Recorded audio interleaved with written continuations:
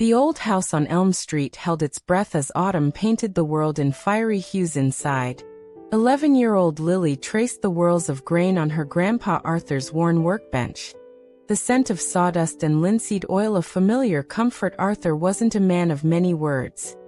His world existed in the rhythmic scrape of his chisel, the steady rasp of sandpaper, and the quiet hum of concentration that filled his workshop. He spoke through his hands, crafting intricate birdhouses and sturdy bookshelves, each piece imbued with a silent understanding of wood and purpose. Lily learned early that his quiet wasn't emptiness. It was a deep, listening kind of presence. She'd sit for hours, reading comics or sketching, basking in that comfortable silence that felt safer than any noisy declaration. Lily's world was often loud. School chatter, bustling streets, the constant buzz of screens. Grandpa Arthur's workshop was her sanctuary. He never demanded conversation. Instead, he'd silently hand her a perfectly sharpened pencil if hers broke, or slide a bowl of warm walnuts across the bench when he cracked them. His eyes, crinkled at the corners like well-worn leather, held a universe of kindness. When Lily struggled with fractions, he didn't lecture.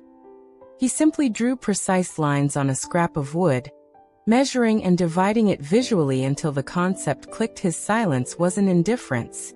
It was a patient, attentive space where she felt completely seen and understood without needing to explain herself. Then came the winter. Grandpa Arthur grew frail. The familiar sounds of his workshop dwindled, replaced by the muffled quiet of the living room where he rested by the window. The boisterous energy of Lily's visits softened. She'd pull a chair close, bringing her homework, or simply sitting, watching the snow fall outside. Words felt clumsy, inadequate vessels for the worry swelling inside her. He'd pat the armrest, a silent invitation to sit beside him. Their communication distilled into the essentials: a shared glance out the window at a cardinal's bright flash, the gentle pressure of his thin hand covering hers, the unspoken reassurance that passed between them as she read aloud from his favorite poetry book. His silence deepened, becoming a quiet ocean of shared history and unvoiced love. After Grandpa Arthur passed, the silence in the old house felt different. It wasn't the peaceful workshop quiet.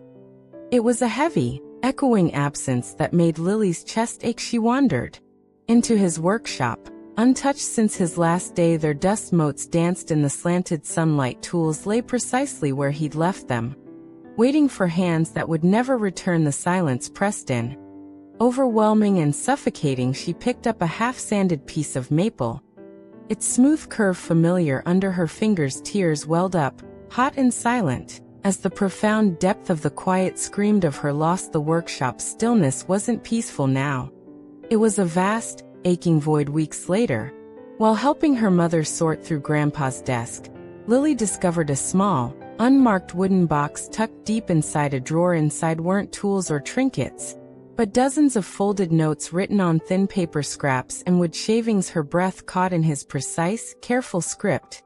Each note was dated: Lily's first solo birdhouse, crooked peg, proud heart, February 12th, shared silence over walnuts, her laugh like bells, October 3rd, watched her solve the puzzle box today, clever as sunlight, July 17th. Page after page, meticulously documenting their quiet moments, her small triumphs, the simple joy of her presence. He had spoken, volumes and volumes, not with his voice, but with his watchful, loving heart, recording every precious, silent exchange, holding the fragile notes.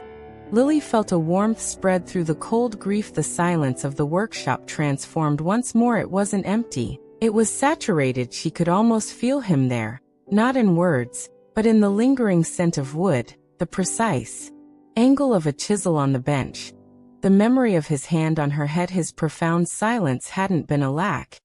It had been the very space where his deepest observations and affections resided.